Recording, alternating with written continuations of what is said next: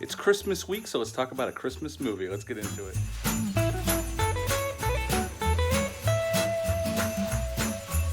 Hey, welcome back to my channel. Today we are going to talk about Home Alone. I figured it's Christmas week. We're going to do a couple Christmas films. So we're going to do Home Alone 1 and Home Alone 2. Now that we're closing out the year here, and after Home Alone 2, I'm not going to be back until the new year, and we'll get it back into high gear with some more Cannon films, some more Charles Bronson, Chuck Norris films. But I want to thank everybody that subscribed this year. I'm up to 168 subscribers.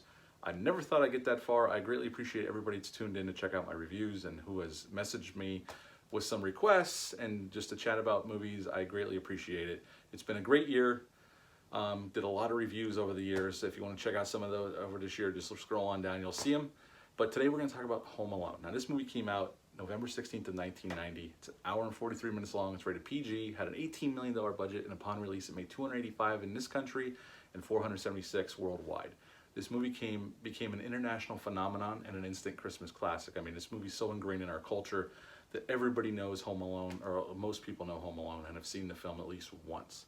I remember my parents took me to the theaters to see this film, and it's always been on heavy rotation when I was growing up. And my son loves this film, and we watch it multiple times during the holiday Christmas season. Now, Chris Columbus directed this film, and this was a John Hughes production. John Hughes produced this film, and he wrote the script. So it has all the John Hughes touches. And actually, the genesis for this film came on the set of Uncle Buck, actually, which came out 2 years prior to this. And Macaulay Culkin was in that film, and so was John Candy, and John Candy makes an appearance here as well. Although he's not in the film much, but John Candy's always great whenever he's on screen. So let's get into this quick. I'm not going to go too much down the plot because everybody knows the plot of this film. Macaulay Culkin plays Kevin McAllister. He is our main hero of the film. And we have John Hurt as Peter, his father. And if you're a horror fan, you know John Hurt. John Hurt's been in many films, but I always remember him from Chud, which is a really cool creature feature B movie. If you've never seen it, check it out. Catherine O'Hara is in this movie as his mother. We have Joe Pesci as Harry, and Joe Pesci's always fantastic. And Daniel Stern plays his partner in crime, Marv. And they are fantastic together as the cat burglars in the neighborhood while everybody's on vacation for Christmas. And Robert Blossoms makes an appearance as Marley, the old man who everybody talks about, the kids talk about and think he's a serial killer, which as the movie goes on, we find out that he's not. He's actually a very sweet old man. And basically, this film is Kevin McAllister. His family is about to take a trip to France for the holidays. And his extended family's at the house. They're going to leave in the morning for the airport. And Kevin has it out with his family. And he gets sent to sleep in the attic. The power goes out during the night, so the alarms never go off. The family's late. They realize they're late, and they're mad dash rush to get ready and get out the door to get to the airport. They forget Kevin in the attic. They don't realize this till they're on the plane when his mom has that moment and she screams Kevin, and while she's looking at the camera, and then Kevin wakes up and realizes he's alone and his family's gone.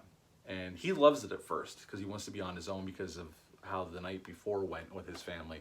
And he kind of wished that he could have the house to himself.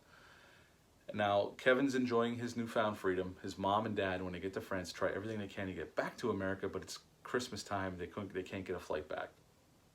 There's cat burglars in the neighborhood, Marv and Harry, and they're going house to house, robbing the houses. But they're saving the McAllister house for last. As we all know, his mom gets back to America, and she's driving across to Chicago with John Candy and his band. Which is a fantastic. John Candy ad-libbed all of his dialogue in this movie, and he's fantastic in his small role. And Catherine O'Hara is great as well. And Kevin sets all these traps for Marv and Harry, and we have absolute mayhem for about 10 minutes, and we have a resolution at the end where his mom makes it home and the rest of his family in time for Christmas. And Robert Blossom's character reunites with his son and his granddaughter at the end, and we have a happy ending. This movie became an instant Christmas classic. Like I said, it was on heavy rotation in my household growing up. My parents still watch it with my nephew and my sister, and we watch it with our son every Christmas time. It's a classic. I love this film. I still laugh at all at the moments you're supposed to laugh. It's a very charming movie. And when Kevin reunites with his parents at the end, it's a beautiful moment. Especially Robert Blossom's character, when we learn about him, how he had a fight with his son and they don't talk anymore. And when they reunite at the end, it's a really touching moment. It's a perfect Christmas film. It really makes people realize what they've lost. And Kevin realizes how much he misses his family. Now, when they made the sequel, which we'll talk about later on in the week, it's a bigger film. It takes place in New York City. And I like that film, too. It's a good sequel. I don't think it's quite as good as this film. I think the original is the best. And then in 3 and after that, let's not talk about those. They suck. I'm not even going to mention those. But Home Alone, it's well shot, it's well written, all the actors are great in this film. I love Joe Pesci and Daniel Stern together. They play off each other really well as the cat burglars. Other than that, I don't think I have any more. Oh, Macaulay Culkin's stunt double for this film was actually a very short 30-year-old man, which is kind of funny. But other than that, I had really nothing else to say. I just love this movie. It's a Christmas classic. I would give the first Home Alone a 9.5 out of 10. It's a damn near perfect Christmas film. I watch it every year, multiple times with my son. Yes, 9.5 out of 10 for Home Alone. What are your thoughts on this film? Leave a comment down below, let me know. Hit the thumbs up, hit the subscribe button, share this video, I greatly appreciate it. I'll be back later in the week with Home Alone 2. And I hope everyone's doing well out there with this being Christmas week, and I'll be back later. See ya.